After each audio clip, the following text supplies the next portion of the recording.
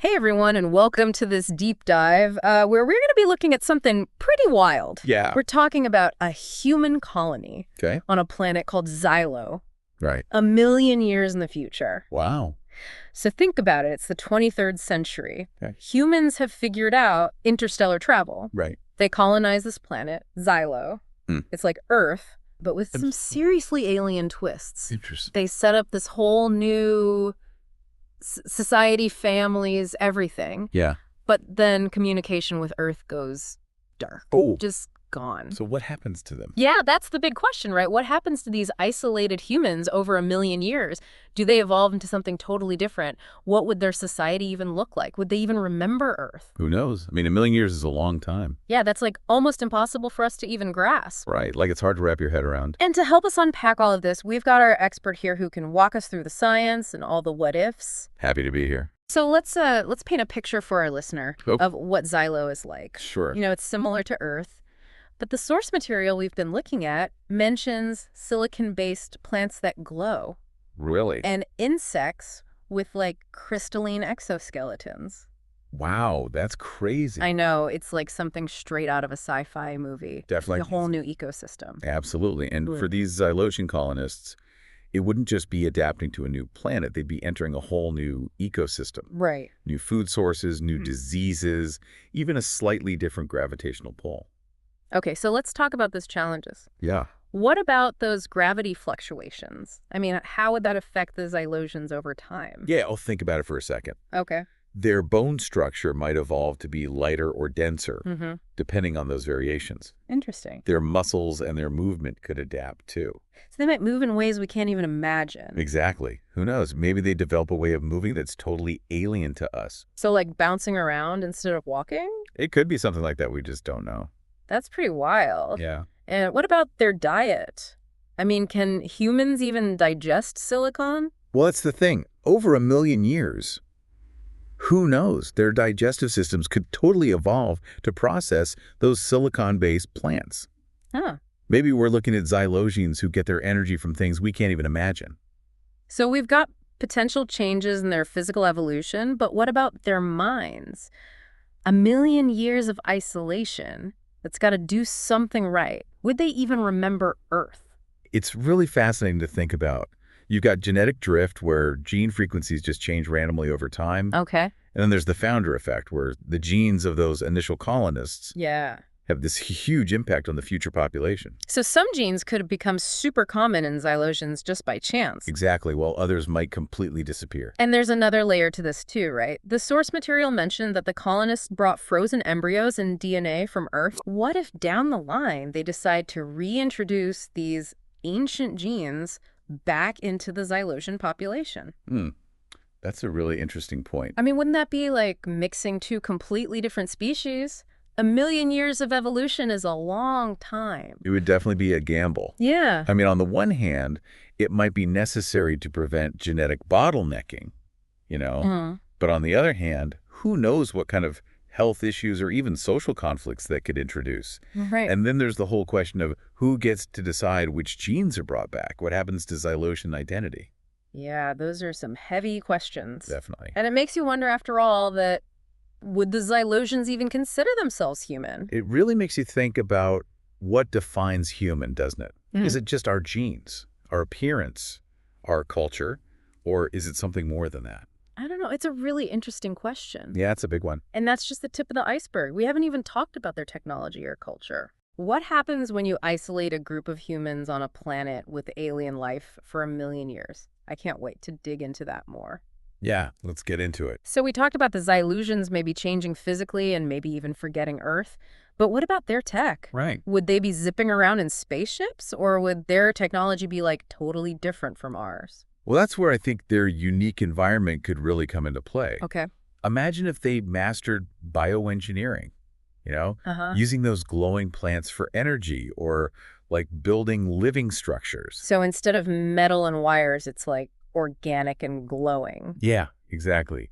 Their tech might be seamlessly integrated with nature. That's a really cool thought. Yeah, it is. But what about their culture? How would 1,000,000 years on Xylo shape their art, their music, their rituals? Well, let's think about their relationship with time for a second. Yeah. You talked about those gravity fluctuations, right? Right. What if those actually affect their perception of time? Maybe their art forms are incredibly slow and drawn out, Hmm. or perhaps they experience time in bursts, leading to like really intense, energetic expressions. I like that it's not just about what their art looks or sounds like, it's about how they experience it. Exactly. But wouldn't their culture also be influenced by those like weird insects and plants we talked about? Oh, absolutely. Yeah. Imagine rituals based around the cycles of those glowing plants, Mm. or social structures inspired by, those crystalline insects. Yeah. Maybe they develop this deep respect for all life forms Mhm.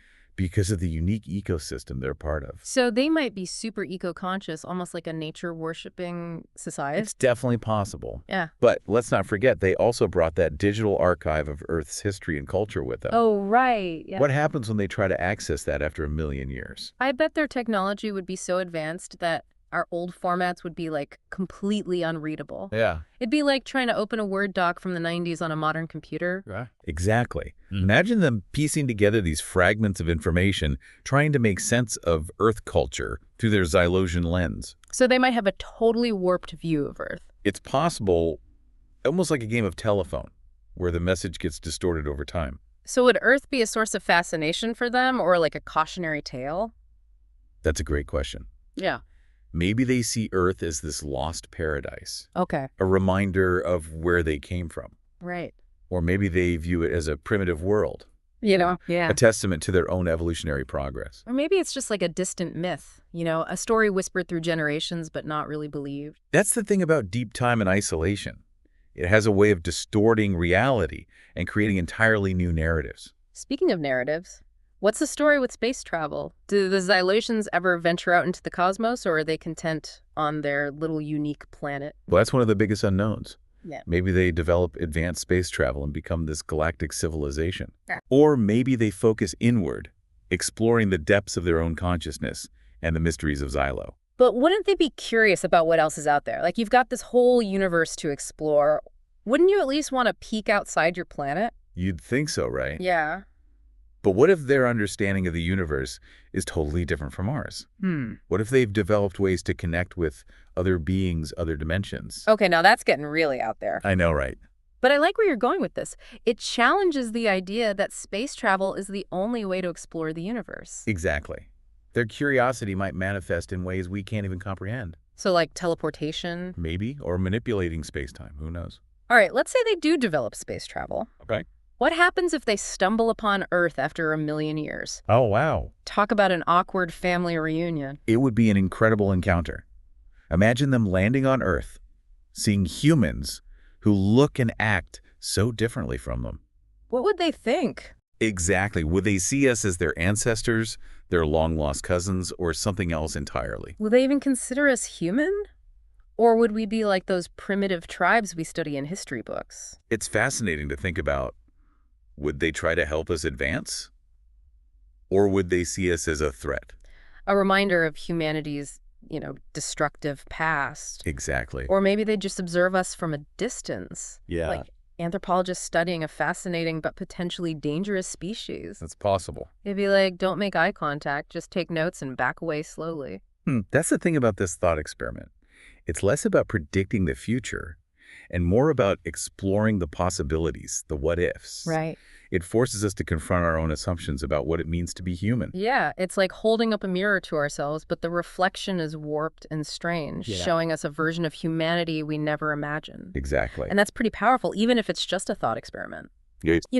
It's mind-blowing to think that 1,000,000 years of evolution could create a society so different from ours, yet still connected by this thread of shared ancestry. It really makes you question what it means to be human. It really does.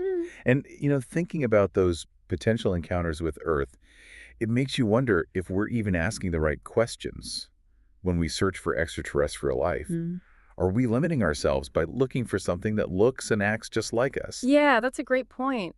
We might be missing out on all sorts of intelligent life just because it doesn't fit our, narrow definition. It's like trying to find a needle in a haystack, but we're only looking for needles that are exactly the same size and shape as the ones we already know. Exactly. The Xylosian thought experiment really challenges us to broaden our perspective, to imagine forms of intelligence that might be based on silicon instead of carbon, or that might communicate through bioluminescence, Right. or that perceive time in a totally different way. It's like we're looking through this tiny little window at this vast universe, and we're only seeing a fraction of what's really out there. Yeah. But the Xylosion example shows us that there might be entire civilizations thriving beyond our limited view. And that's what's so exciting about this whole deep dive. It's not just about imagining a possible future for humanity, but it's about expanding our understanding of what's possible. What kinds of life might exist in this incredible universe. So what does this all mean for us here on Earth in the 21st century? What can we take away from this journey to planet Xylo and back? Well, I think the biggest takeaway for me is the realization that humanity isn't a static thing. It's a process, a journey, an ever-evolving story. The Xylosions, if they exist, would be a testament to that. It's like we're all part of this grand experiment, this cosmic dance of life. Right. And we have no idea where it's going to lead. And that's both exciting and a little bit terrifying. It is. Yeah. It reminds us that we're not in control, that the universe is full of surprises, and that the future of humanity is ultimately a mystery waiting to be unfolded. And, one of the things that's been swirling in my mind throughout this whole conversation is that idea of reintroducing Earth genes into the Xylosian population. Oh, yeah. The source material mentioned it could create internal genetic conflicts. Yeah. And I can't help but imagine some kind of Xylosian civil war with different factions fighting over what it truly means to be Xylosian. That's a really interesting thought. It highlights how even seemingly positive actions, like trying to improve genetic diversity, can have unintended consequences. Right. And it makes you wonder, are conflict and struggle inherent to intelligent life? Are they part of what drives us to evolve, to adapt, to constantly redefine ourselves? It's a bit unsettling, but also kind of hopeful. Yeah. It means that even after 1,000,000 years, even on a planet 1,000,000 light years away, the human story is still being written. There's still room for change, for growth, for conflict, for resolution. And maybe those conflicts ultimately lead to something new and beautiful, a synthesis of the old and the new, a Xylosian society that embraces both its human heritage and its unique Xylosian identity. So in a way, this whole thought experiment makes us question our own assumptions about what it means to be human. Definitely. Are we defined by our genes, our culture, our planet? Or is there something deeper, something that transcends all those things? It's a question that has puzzled philosophers for centuries, and there's no easy answer. But the Xylosian thought experiment gives us a new lens through which to view that question, a lens that expands our understanding of time, space, and the infinite possibilities of existence. It's definitely been a mind-expanding journey. We've covered a lot of ground today, from the biological adaptations of the Xylosians to their potential culture and technology, and even their possible encounters with Earth. It's amazing to think how much one simple question, what happens to a human colony after 1,000,000 years, can lead to such a rich and complex exploration. And the exploration doesn't have to end here. For our listener, I encourage you to keep thinking about these ideas, to imagine your own versions of Xylosian society, to question your own assumptions about what it means to be human. The universe is vast and full of mysteries, and the journey of discovery never truly ends. Absolutely.